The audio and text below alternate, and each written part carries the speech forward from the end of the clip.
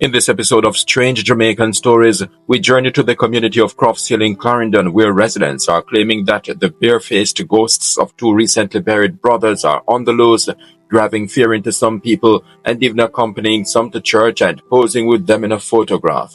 In addition to that, a female resident said one of the ghosts slapped her and even made her son become demon-possessed, using him to say and do strange things. When he pass off still, I'm very from them time I hear things about him. We might walk a hand people on road and something.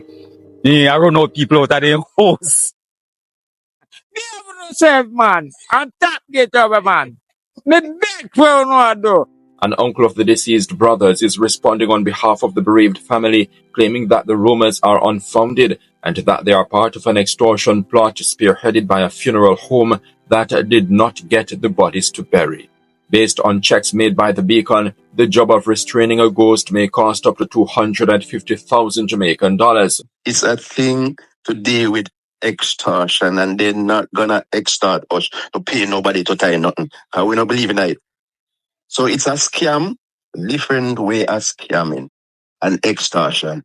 They're not extorting us. We're not gonna pay $1 to nobody. So then go capture the dopey and cook him and eat him for themselves.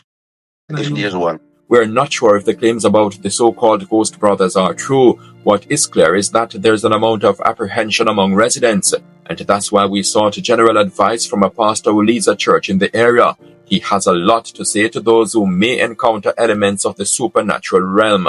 What you don't want to do is go outside to some obeahman or some other spiritist person who have no connection to Jesus Christ as Lord and Savior. You don't want to do that. That will compound your problem. So seek help from genuine church people who also understand the concept and the idea of spiritual warfare. Stay with us as we go beyond the sound bites and the headlines on this episode of Strange Jamaican Stories.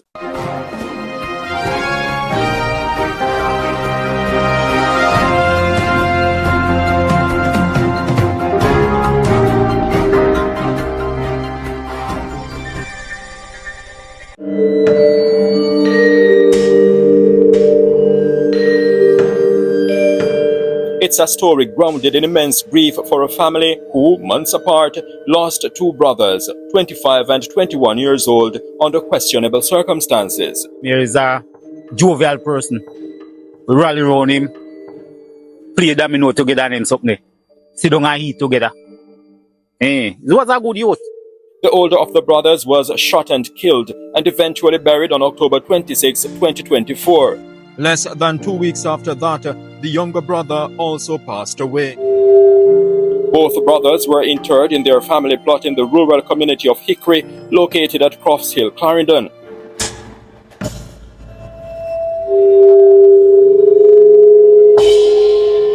The latter funeral happened on January 11, 2025, and then emerged complaints by area residents that the brothers were on the loose, leaving many in fear and many tongues wagging. When he pass off still, I'm very from them time I hear things about him. We might walk a hand people on road and something.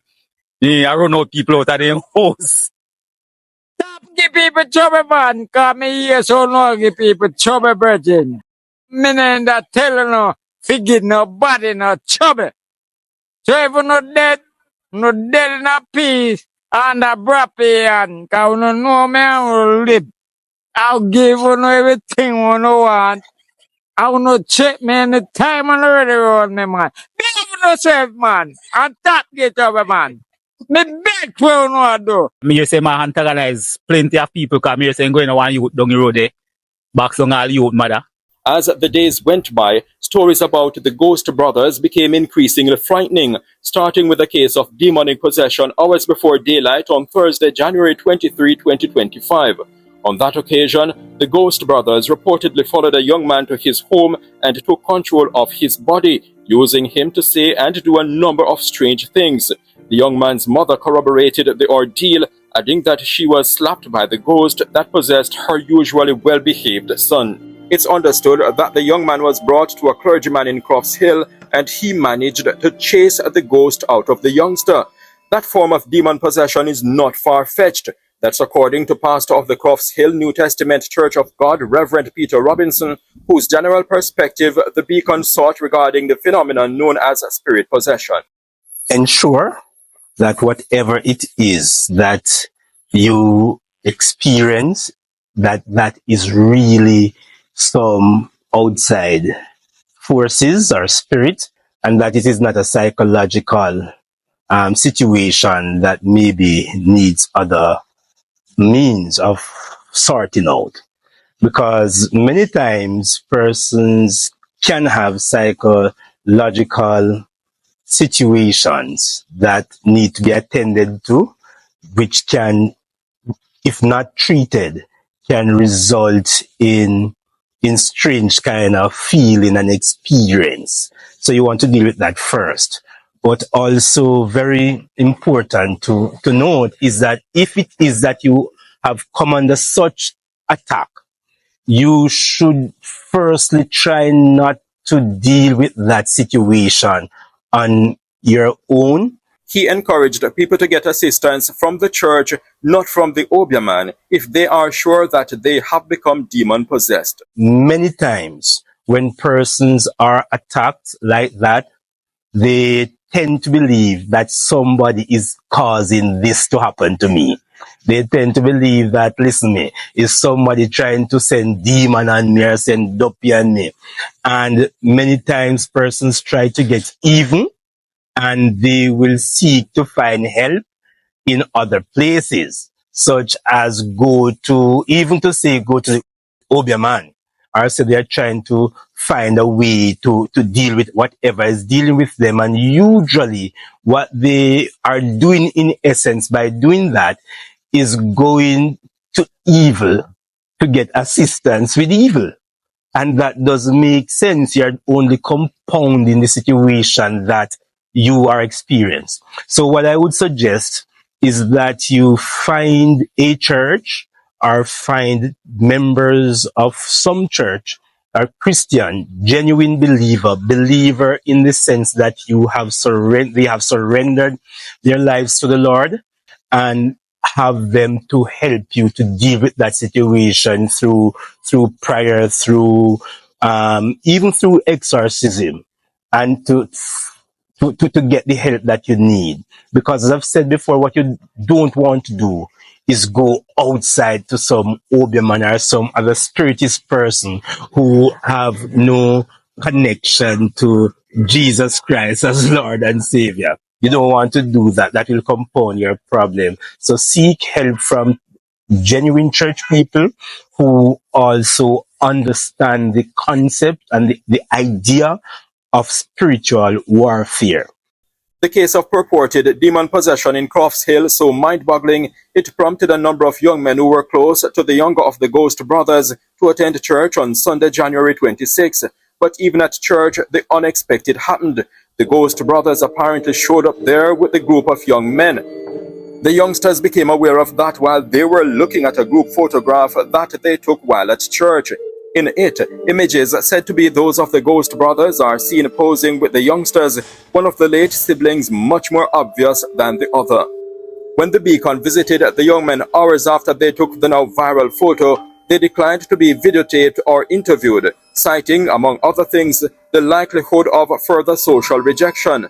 One of them, notably, was wearing his shirt inside out, a local practice that is said to be helpful in keeping demons at bay. As the Beacon journeyed through Crofts Hill, residents shared mixed reactions when asked if they are scared due to the happenings purportedly associated with the so-called Ghost brothers. The ones who expressed fear did not want to say that on record. Me never see it, yes. Me never see him. But me hear enough things about him. Cause trust me don't want to see him, you know. I tell the truth. Me don't want to see him as well look like. Me not lie. Although live and he dead no mingle. Me don't want to see him because me don't put a claps on him. And make him dead again. Make him sure know say we not afraid of him. Patrick Henry, who lives abroad and who is an uncle of the deceased brothers, is responding on behalf of the bereaved family. He claimed that the rumors are unfounded, adding that they are part of an extortion plot spearheaded by a bitter funeral home which did not get the bodies to bury. He added that the plot is aimed at destroying the reputation of the funeral home that was hired and at extorting money from the family to control the so-called ghosts. It's a thing to deal with extortion, and they're not gonna extort us to pay nobody to tie nothing. Cause we don't believe in it. So it's a scam, different way of scamming and extortion. They're not extorting us. We're not gonna pay $1 to nobody. So then go capture the dopey and cook him and eat him for themselves. If there's one. And considering that this story is centered on what are believed to be the doings of the dead, who better to ask for an opinion than those people who are offering paid service to, for want of better phrases, tie or restrain unruly ghosts. One of them told the Beacon that the job would cost about 250,000 Jamaican dollars per ghost, owing to the fact that the chemicals used in the process are relatively expensive.